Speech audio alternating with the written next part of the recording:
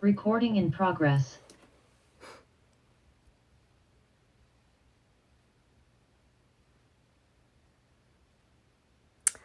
Okay, so I've never done I've never done an Instagram live, in case you can't tell.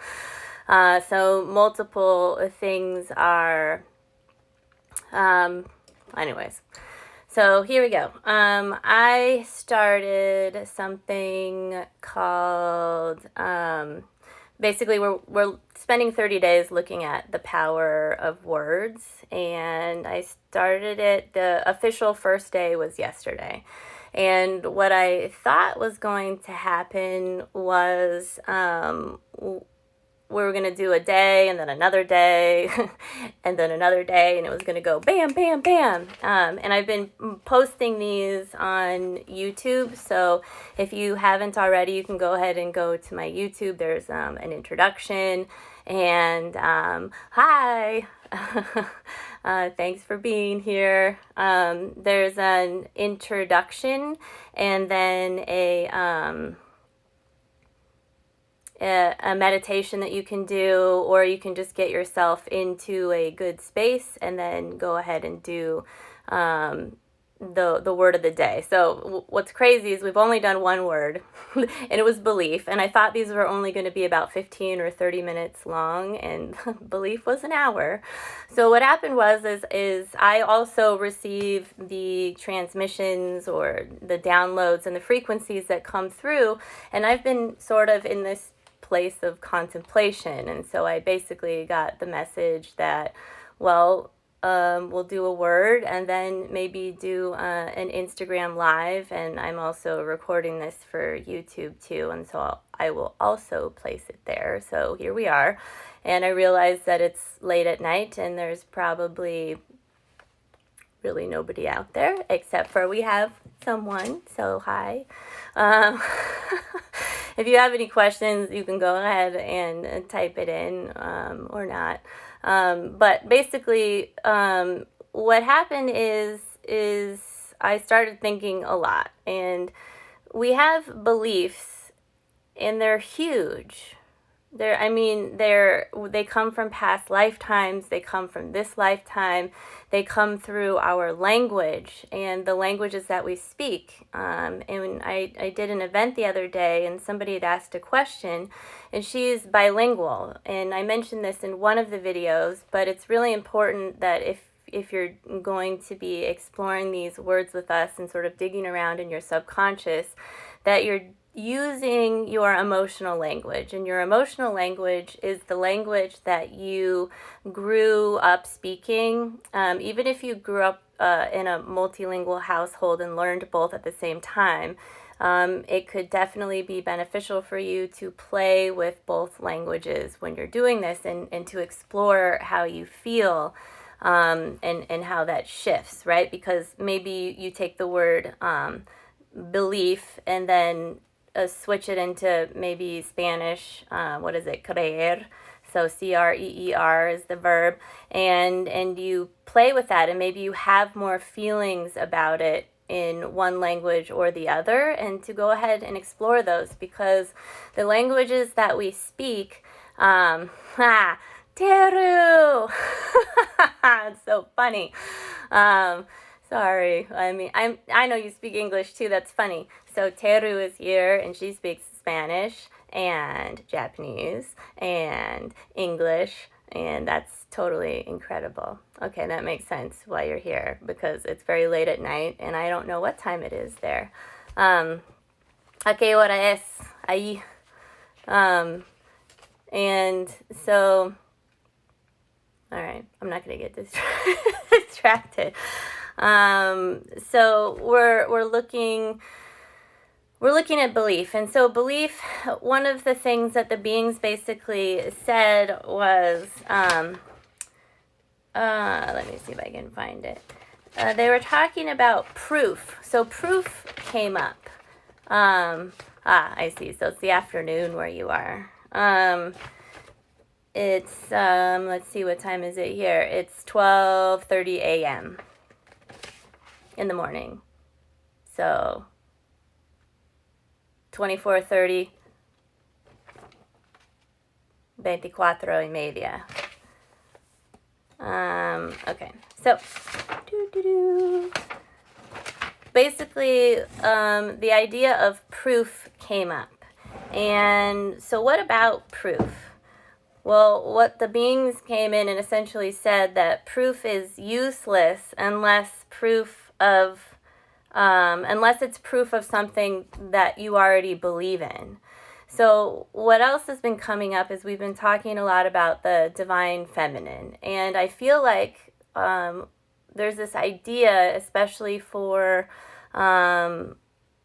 women, and when I say women, I mean the female principle, right? And so we all have the masculine principle and the female principle within us. But a lot of times, embodied women or anybody that is in a part or considers themselves like within a minority, you're constantly kind of feeling that you have to prove yourself all the time. Or if you grew up with people that never believed you or maybe told that you were crazy. So this is frequently something that people within the metaphysical community go through.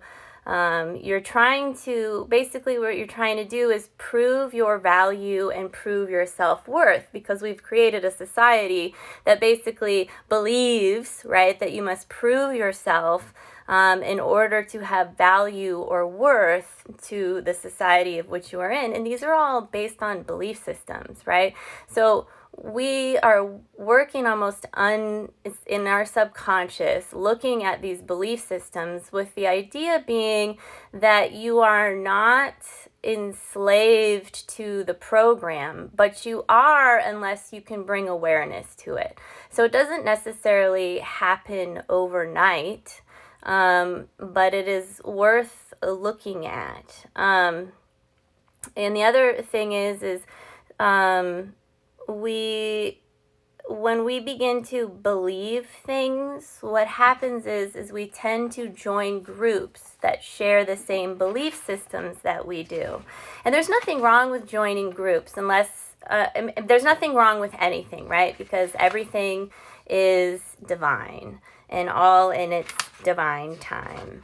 And even darkness is divine, and that is the whole purpose, is that we're supposed to be kind of ideally looking at where we are denying the divine within us. And that means that we're putting things in darkness because there is a belief out there that says that your darkness has no value. So these are all the things that have been coming up for me, like things that I've been thinking about, things that the beings have been dropping in. And really belief systems, and the definition we went through this in the meditation, the channeled portion, is the definition is to prefer, and it's also to be in love. And so when we are in love, we have blind spots.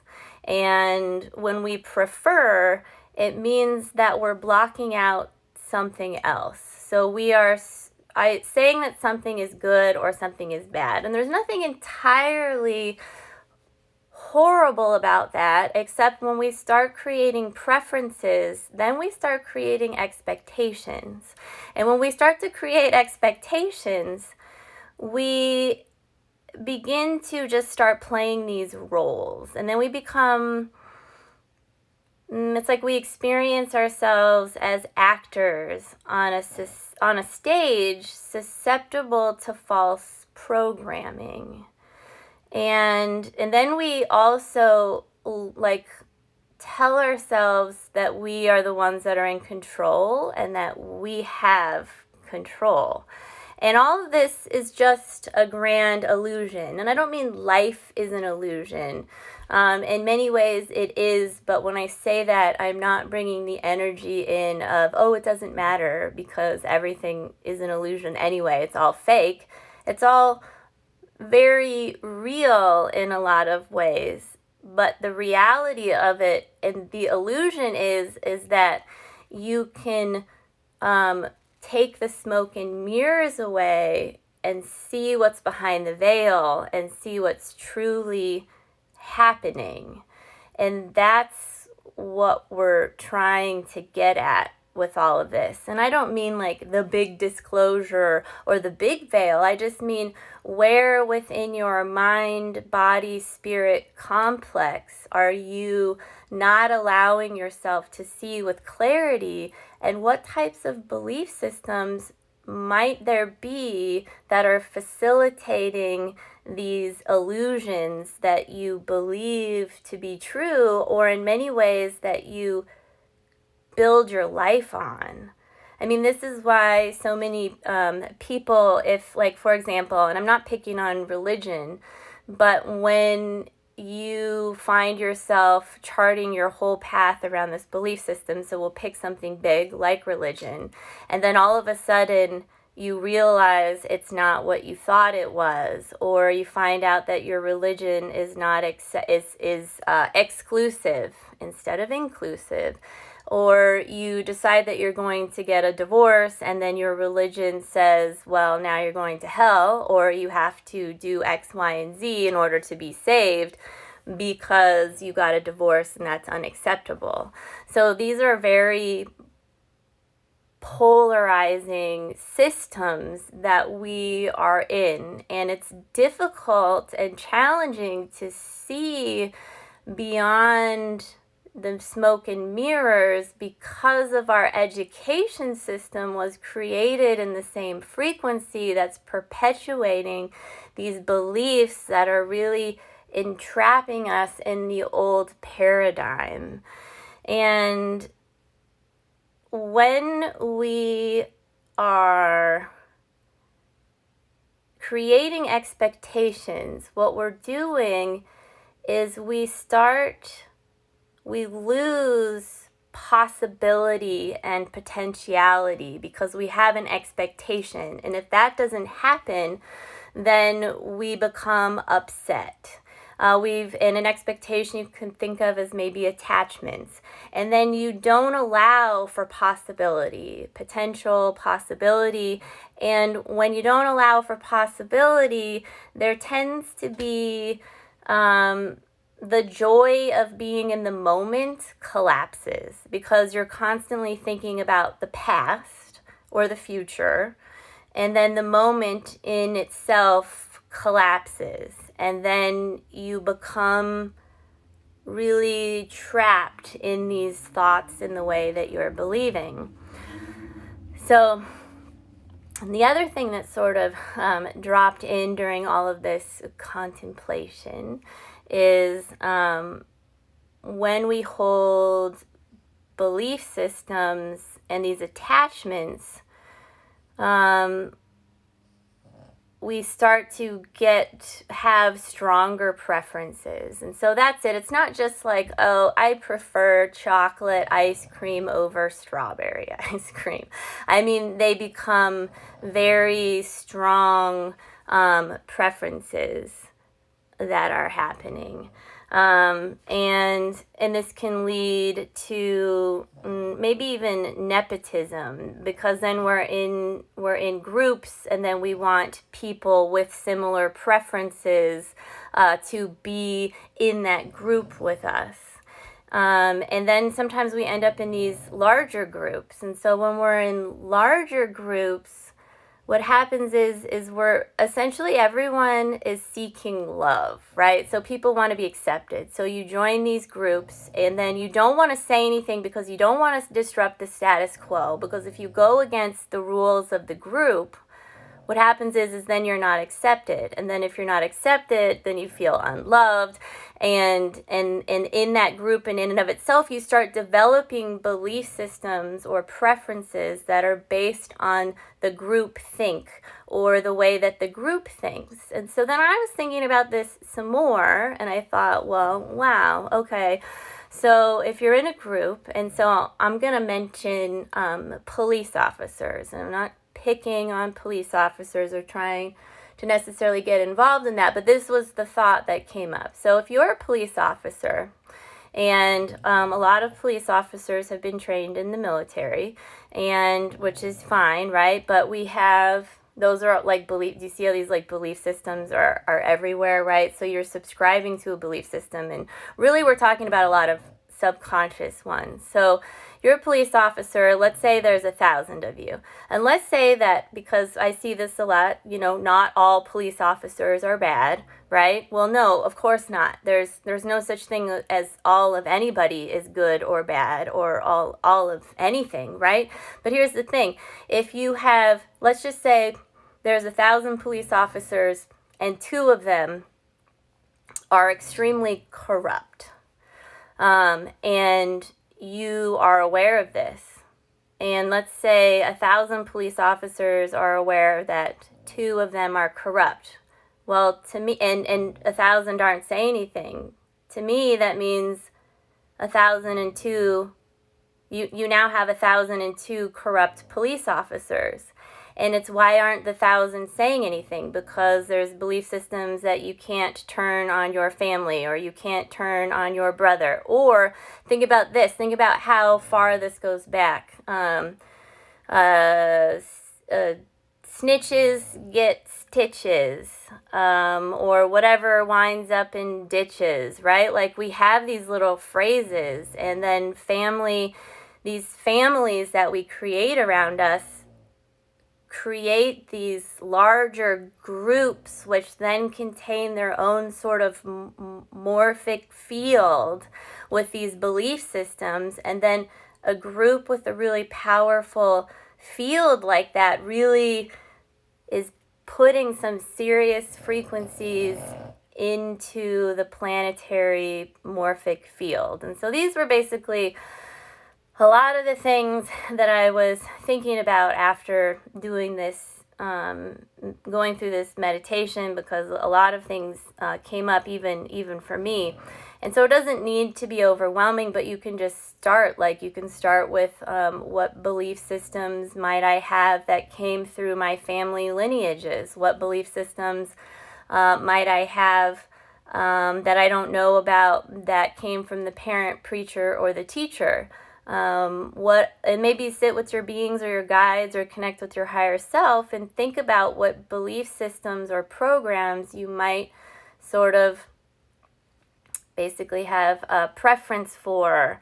And why do we want to know this? Because this is in part what I'm understanding is how we develop what we identify as our moral codes or our values, these things that we live by.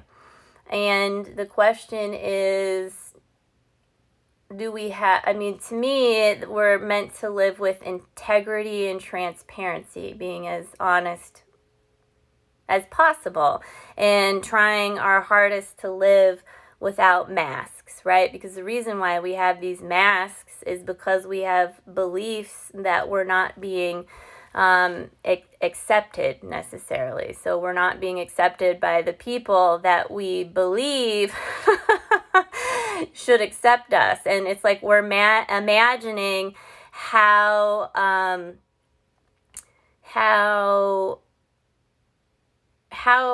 other people are perceiving us. So we're constantly trying to manage the way that the world is perceiving us, and also trying to manage the way that we perceive ourselves and how we enter into the world.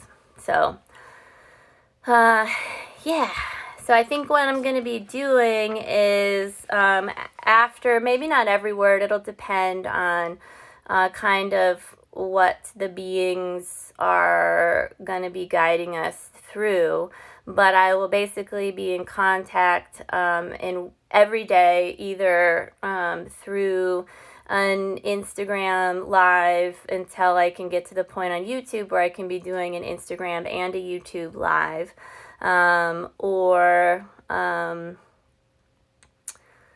Let's see, and I'm also posting these meditations for all of us. And so some of them might resonate with you and some of them might not, but this is just kind of a check-in And hopefully at some point, go ahead and feel free to leave comments, whether you're on YouTube or Instagram, with thoughts and things that you've come across. And then in these contemplation and soul inquiry sessions, you can ask questions or post them in the comments, and then I can bring them up. So I'm looking forward to doing more of this. And let's see, anything else?